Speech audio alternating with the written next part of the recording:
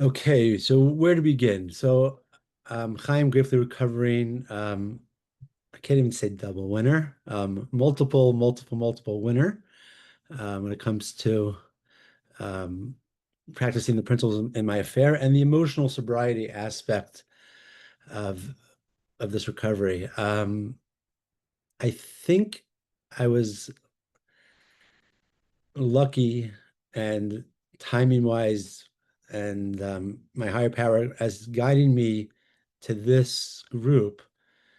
Um, as somebody in a different fellowship posted a flyer with Dr. Alan Berger. And early on in recovery, I bought Dr. Berger's books. They're small paperback, like the 10 most common mistakes in recovery. And I think there was another one on the positive side, like to make your recovery great. I have them in the other room. And it opened things up. There was a rabbi, a famous rabbi, Rabbi Abraham Twersky, who wrote similar types of books, and he was like an actual psychiatrist that actually owned a rehab and recovery, and um, and he was one of my guides in my early recovery. Just to go back, um, my family history, before recovery, before addiction, I really thought I had a pretty happy childhood, and I did for the most part.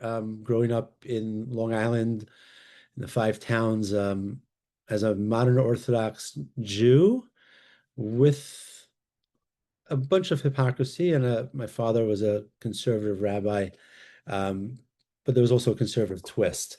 Um, my my father, both his parents came from, I mean, they went through the war. They came from Europe. My grandmother and her family escaped before everything hit in Germany, in Berlin after Kristallnacht, and they just got out of there as a one-day trip, and my grandfather, he got beaten severely by the Nazis, and there was on his side, I found that there was a lot of things going on with the family and money and things that affected my father. Um, the primary addiction that brought me into recovery was officially sex addiction, um, and I was out of my mind with cocaine at the time as well, which was a boundary I never thought I would do, something I swore off pretty much, and only in states of tremendous hopelessness and so many types of trying my best, not knowing what was going on with me, and then falling into different patterns. Um, did that happen? And I'm saying that because I just want to get that out of the way. I had a idea of where I was going with this beforehand, but I'm on my mother's, essentially my mother is the critical parent. My father was ADHD and La La Land, as my mother used to say. My parents threatened divorce. My mother used to threaten divorce. My father was always upset at her because she sabotaged jobs on principle and her stubbornness. Um, the Again, there was lots of contradictions in the house. My mother also like became like a radical, stringent religious person in her stuff, and it was her way, it was the right way, and nobody else was right. She always looked down on people, on family members, whether it was because my uncle was divorced and she talked to him, about him neglecting the kids and his family and XYZ and the problems they had, and she discovered the problems and she helped to religious cousins, like how they're, too, let's call it jappy or too into materialistic stuff when they should be aligned with their spiritual principles and values. Obviously, the gossip itself and the negativity is its own contradiction, but that's a very similar to the type of mentality that I developed as well growing up. Um, there were times that I felt neglected and abandoned.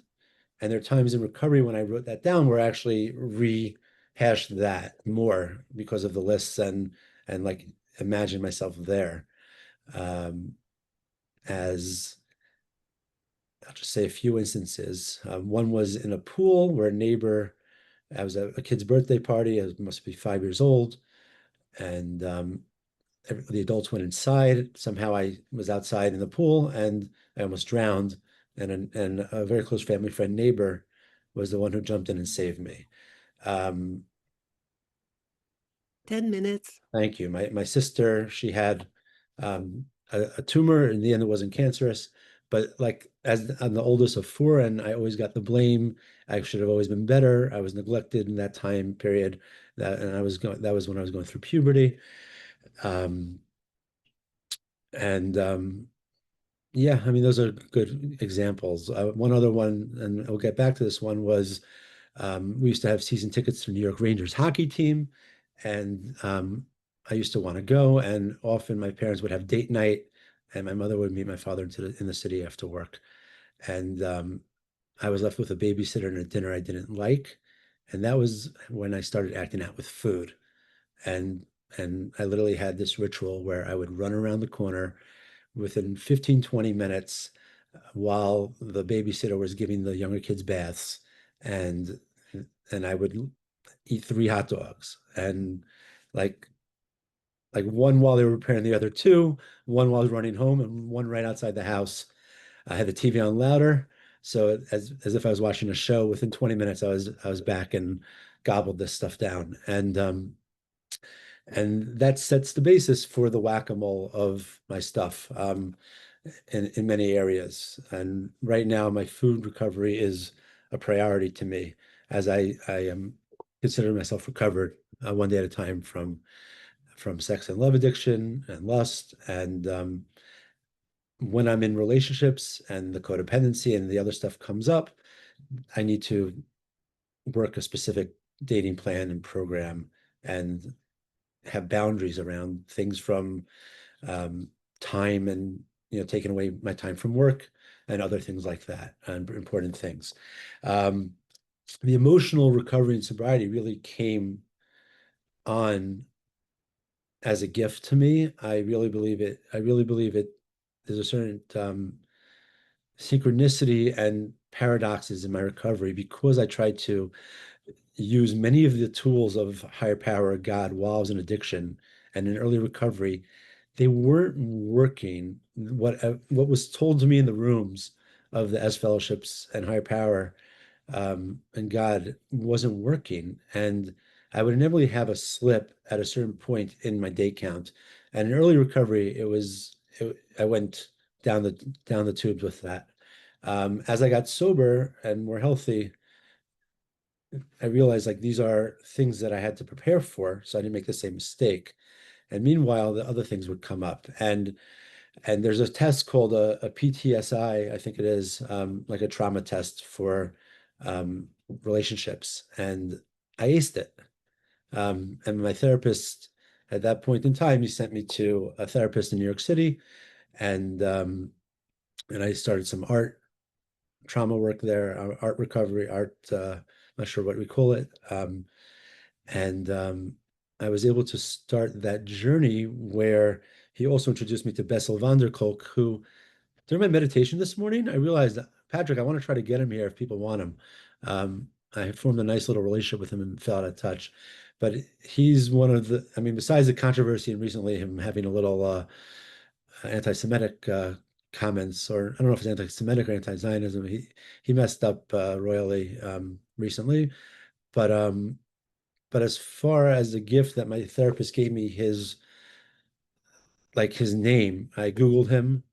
I was able to see a New York Times article. Everything flowed with where I was, and and I was able to go to a retreat with a bunch of trauma therapists in 2014 in the Berkshires in Kripalu Yoga Center. And that was a culmination of the emotional sobriety of those few years. It took me a few years to surrender alcohol. My emotional recovery uh, from August 2012 after drugs and alcohol is that was where that extra withdrawal, the emotions, and I already had a mantra: when I feel I won't, if I act out, I won't feel. If I feel, I won't act out. And to really get through it, and one day at a time. And I was introduced to ACA at the time. I didn't really work the program, but I had tools and I had fellowship with people that were talking about things, and it really enlightened me.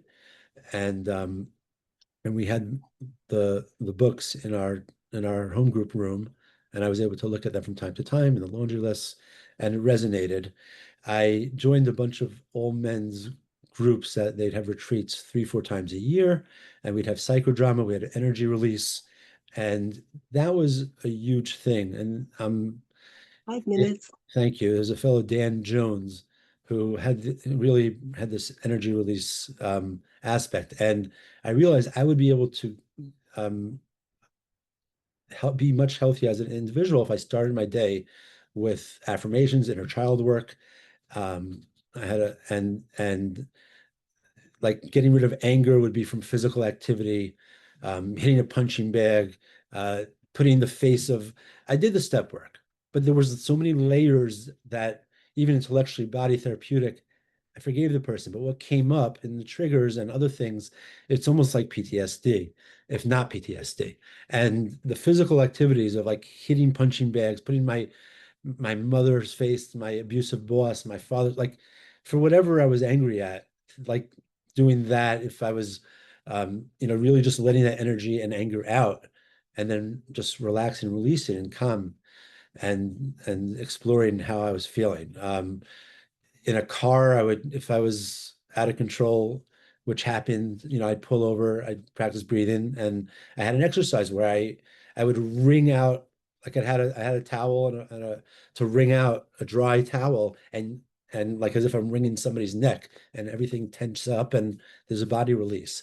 I would yell at the top of my lungs because vocal and sound is another way of releasing energy. And then when I needed to really have love, I would hug myself and I would I would just be gentle as if like where's that parent and who was there for me and I need to feel that hug. I need that touch. And that was just the beginning in that realm. And then when I got to Bessel, he really introduced me to um, he got me back into dance. He saw the music. We had a connection. We talked. He gave me a personal prescription of different benefits of different yogas for myself, and I doubled down and I started going to Bikram. And in rehab, when I was in rehab in 2010, I couldn't. I was the guy who fell asleep in the yoga room and I snored and got kicked out.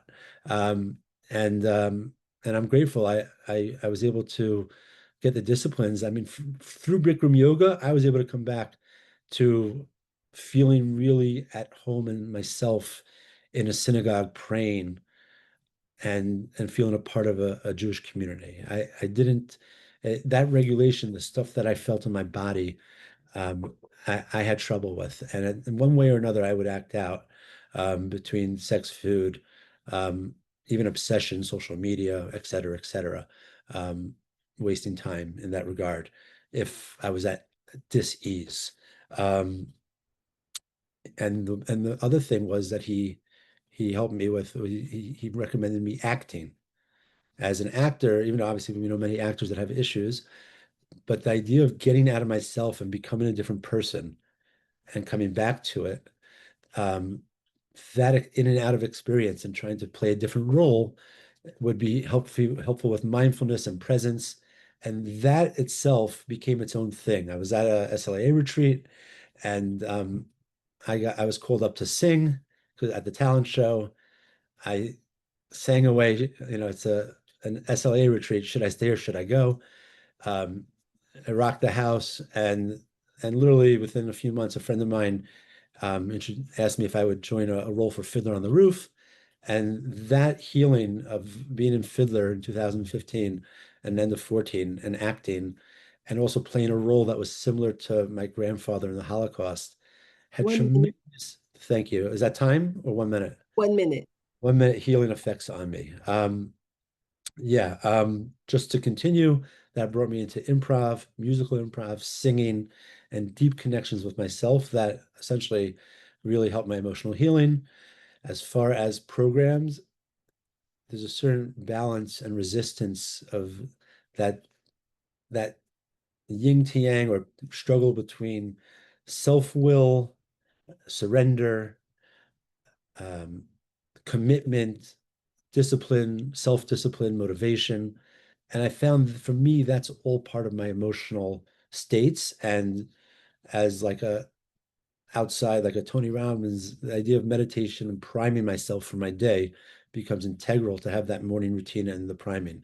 I personally, right now, I'm working more on my evening routine, because the program that I work, the basic program, just as far as recovery and newcomers, when we show up and to get abstinent, to get sober, right? We need to go to meetings. It's one day. The mantras one day at a time. Take it easy. Easy does it, but also do it. Um, Not be afraid to ask for help and support instead of after the fact talking about the acting out and that for me that was a shame hit. Mm, Do I have mhm. permission to go on in 3, 4 minutes? Of course. Okay, amazing.